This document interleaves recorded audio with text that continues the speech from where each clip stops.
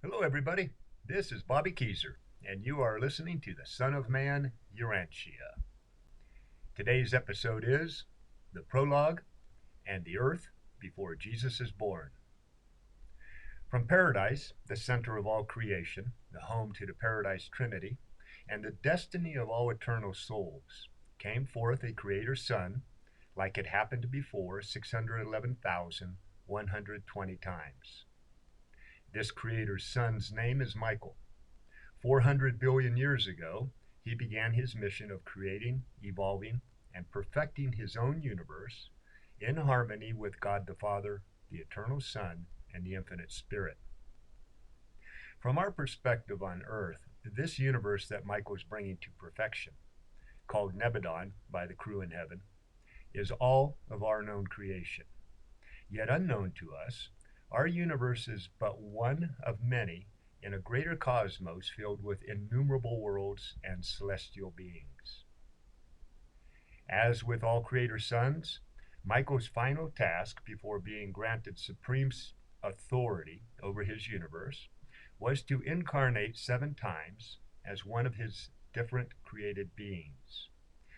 By going through this experience of living as others, these Creator sons learn how to rule with the empathy, compassion, and understanding that can only come from walking in the shoes of those they made.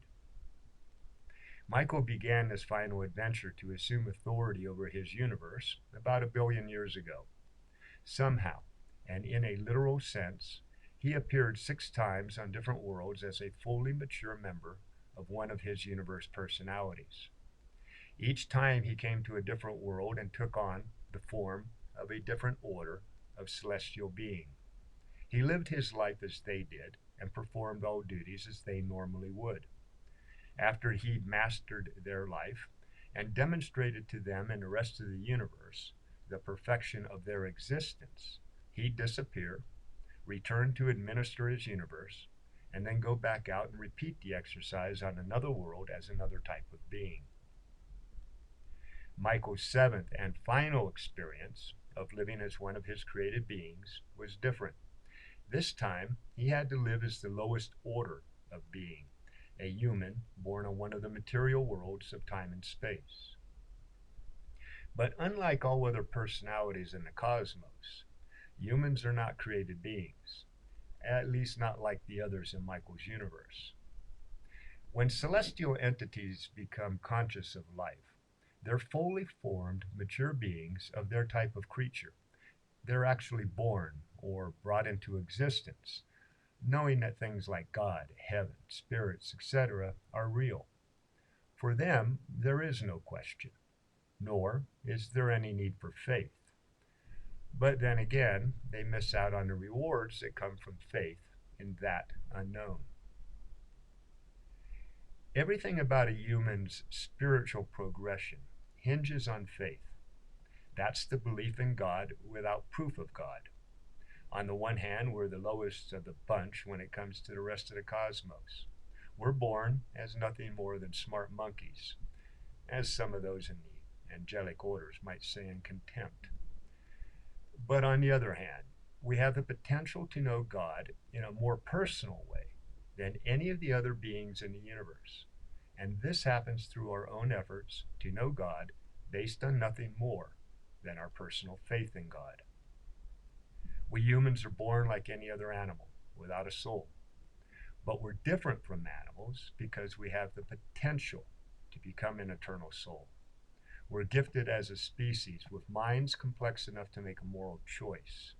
In other words, to make a decision between something godlike and something not. This event usually happens for the first time when a kid's around 4 or 5 years old. If and when that child makes the choice to do good, that act alone alerts God that there's a new human personality somewhere in the cosmos, one that can know truth, beauty, and goodness. So God comes a knocking. As soon as the child makes that first moral choice, a part of God called a thought adjuster enters the kid's mind. This spirit then begins the long process of conditioning that mind. Slowly, the person comes to know the eternity, universality, and infinity of God. Michael showed us this whole process in just one human lifetime. For us, it takes a lot longer. We have many training worlds ahead of us to pass through on our way to perfection. And with each one of those, we're given a finer and more spirit-like body to learn our lessons. Everything for us is based on knowing by experience.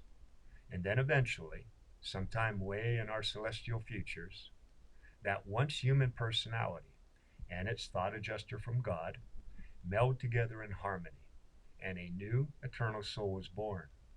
A soul that is the same as, yet different in terms of personality, from all other souls throughout creation. Michael's seventh and final incarnation into human form was full of risk. Nebadon had experienced rebellion against the Paradis Trinity, and the rebels were still in play. They were intent on destroying Michael's plans to assume full authority of his universe. Michael's aides searched all of Nebadon, looking for a suitable planet on which it could be born. Finally, Michael chose the planet Urantia in the system of Satania. This planet, Urantia, is our Earth. We're one of 666 worlds whose planetary prince had succumbed to the false arguments of Lucifer, the greatest of the fallen children of light and the leader of the Luciferic rebellion against the Paradis Trinity. Earth and the other planets suffered much from this war in the heavens. Our Adam and Eve, those beings brought to new planets to uplift the humans on them, failed in their efforts. This sent Earth's people into chaos, violence, and spiritual confusion, from which we've yet to recover. Our planet, and all of the others involved in Lucifer's rebellion, was placed into spiritual quarantine. This means we've been cut off from spiritual contact with the rest of Nebadon since that time, so we wouldn't contaminate or reduce the presence of God within the greater cosmos. In obedience to his Father's will, Michael was tasked to defeat the fallen archangel Lucifer, Urantia's planetary prince Caligastia, the Midway trader Beelzebub, and all of the other nefarious minions who had given in to their lies and disloyalty. Michael had to win without using his powers as a creator's son, which would have allowed him to annihilate the rebels at will. Instead, he had to defeat these once great spiritual beings by nothing more than living a superb life in obedience to his Father's will, a life in perfect harmony with the Paradis Trinity. In doing so, his grace, dignity, and elegance would destroy the rebels' lies and demonstrate to the entire cosmos the power of faith in and obedience to the will of God the Father. And in doing this, Michael opened the way to ending the spiritual quarantine that has kept our world from knowing God. The path to the end of war on earth has opened, and will soon take our place in the greater cosmos. Michael, the Son of God born on Urantia as the Son of Man, is Jesus. This is the story of Jesus' life on earth, and Michael's final assumption of full authority over Nebadon in harmony with the Paradis Trinity, as has been certified by the Ancients of Days. And yes, Michael did say that someday he'd return, though not when. Before leaving the spiritual realm and being conceived on earth, Michael received advice for his mission from his elder creator brother, Immanuel. It was Immanuel who'd assume responsibility for keeping Michael's universe safe from further rebellion as he met his divine duties as a man of the realm. The archangel Gabriel was assigned to oversee Jesus' care while he was incarnated as human. Immanuel warned Michael not to interfere in our normal evolution. He had to follow the laws and customs like everyone else. He was to trust his thought adjuster when teaching people improved ethics and spiritual understanding. He wasn't supposed to get involved with politics or business affairs, and he couldn't allow any cults to form around him. His mission was for the benefit of all the people on earth, regardless of their culture, ethnicity, or religion. He would have no favorites. He wasn't allowed to leave behind any writings or pictures of himself. He was told that if he wanted to, he could marry and have sexual relations like normal people. But Immanuel thought he probably wouldn't do this.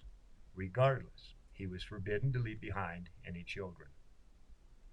After this talk, Michael vanished from the spiritual realm.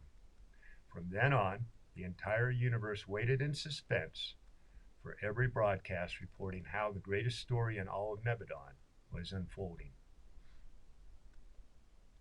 Earth before Jesus is born. On Urantia, the people had entered into many ways of belief after Adam and Eve failed us. Everyone believed in miracles and that spirits could possess anything from a rock to a person. The world was a place based in magic and superstition, and evil spirits were ever on the make to take over some unsuspecting person. There was no science as we know it today. Most people knew nothing of geography or other cultures. Astrology served as their astronomy, and any sickness or disease was the fault of evil doings. But even so, the people were ready for a spiritual revival. The Roman Empire had brought together everyone across the Mediterranean Sea and the Middle East. Palestine and Syria were the crossroads to 3 continents. While society was divided into a few rich people, their slaves, and a lot of poor folk, the land was mostly peaceful. And Nazareth was right in the middle of this hub, where people from all around the world passed and exchanged ideas, goods, and knowledge. The Jews were dispersed throughout the Roman Empire. They were a well-organized people and built cultural centers in many of the cities where they lived.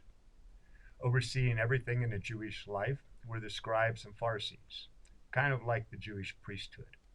These guys enforced the laws handed down by Moses and strictly bound the people to the Jewish religious traditions. Herod the Idumean was the ruler of all Judea. He kept himself in good terms with the Caesars in Rome by constructing a huge harbor at Caesarea and building temples throughout the land to the many Roman gods. This Herod had always been despised by the Jews and became the greatest danger to Jesus during his youngest years. Herod the Idumean died in the year AD 4. Herod the Idumean had a son, Herod Antipas, who governed the provinces of Galilee and Perea throughout Jesus' life on earth. Antipas also tried to please the Romans by building a lot of things, including the city of Sepphoris. Herod Antipas had a slightly better relationship with the Jews, even though he was, of course, a Gentile. Young Herod was less of a danger than his dad, and this was the one reason why Joseph and Mary chose to live in Galilee rather than Jerusalem. Herod Antipas died in the year AD 39. But Galilee had its own problems within the Jewish community. The people living there were looked down on by the other Jews. They thought the people in Galilee were too liberal, and that the synagogue was too lax in upholding the strict laws and tradition of the Jewish faith.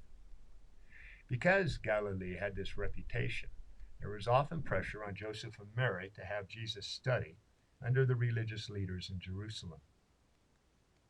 Since they were spread out across the world, the Jews held together as a community in 3 ways.